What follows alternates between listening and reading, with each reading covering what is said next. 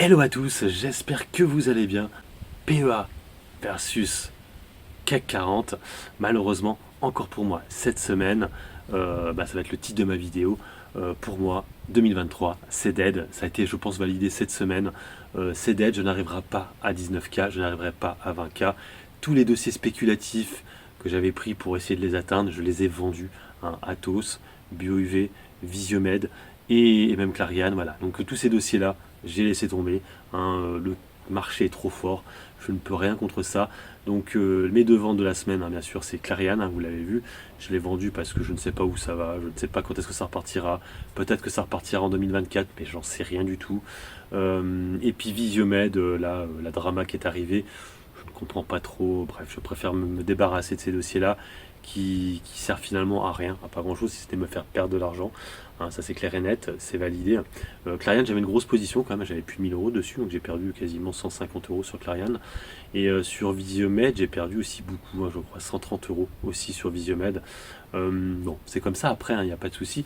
J'ai fait du coup des arbitrages, donc comme je vous l'ai dit, j'ai vendu Clariane pour prendre Veralia. Veralia, entre nous, je suis rentré peut-être un peu haut, 39 euros.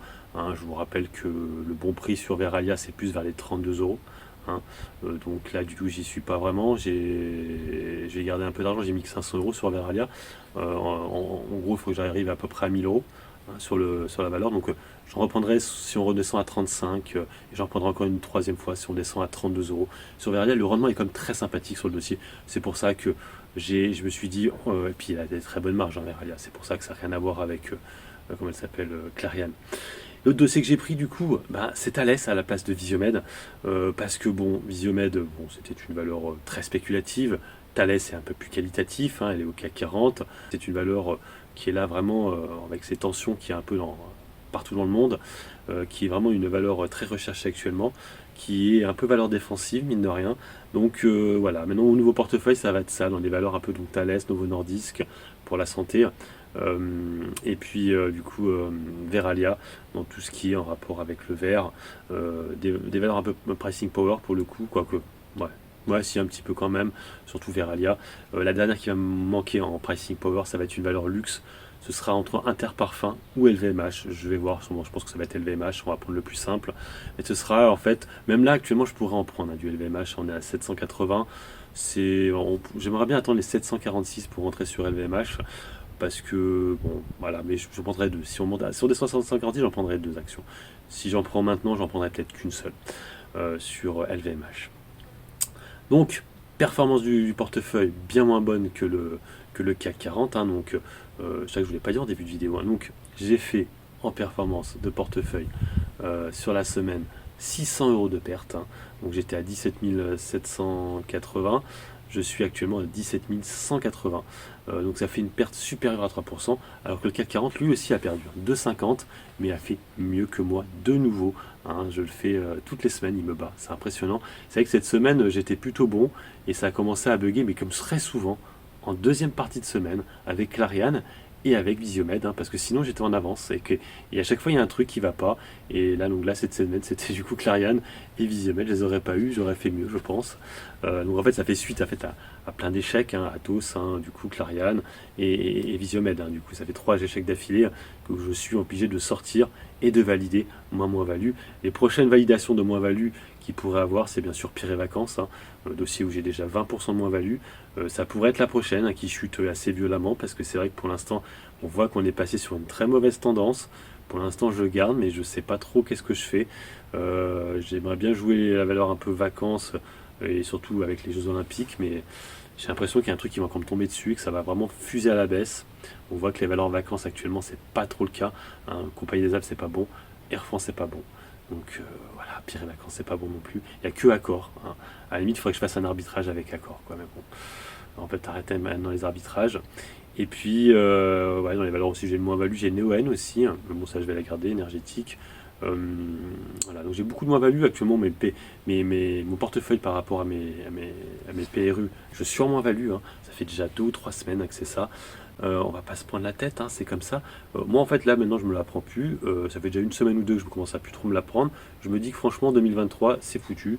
Je ne pourrai pas atteindre mes objectifs. Donc là maintenant je me concentre un peu plus sur 2024. Donc téléperformance c'est ça, hein. Pour moi 2023 c'est mort. Donc on va attendre 2024. Rubis c'est exactement ça aussi. C'est mort pour 2023. Donc on va attendre maintenant 2024. Je vois pas qu'est-ce qui va la faire monter en 2023, hein, je ne vois pas. Et donc c'est déjà de grosses valeurs. Le BX4, bon, normalement, le BX4, je devrais le vendre avant la fin d'année. Normalement, je pense que ça devrait chuter en 2023, fin dès septembre-octobre. Donc là, je pense que je l'allégerai ou je le vendrai entièrement et j'irai acheter du luxe, hein.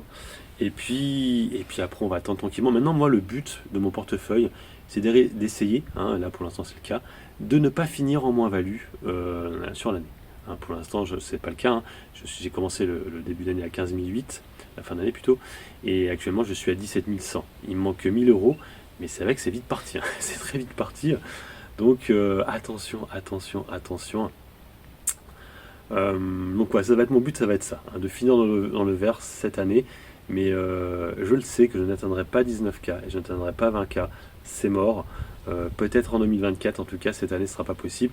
C'est un peu con parce que c'est vrai que c'est là où c'est un peu chiant psychologiquement de se dire, même si je suis relax and chill, de se dire quand même que j'étais quasiment à 19K, quoi. J'étais pas très loin et bim, ça s'est effondré. C'est Atos principalement hein, qui m'a fait perdre comme 400-500 euros, hein, parce qu'en fait j'étais à plus 300 euros de plus-value et j'ai vendu à moins 200 euros. Donc vous voyez, le delta fait plus de 400 euros.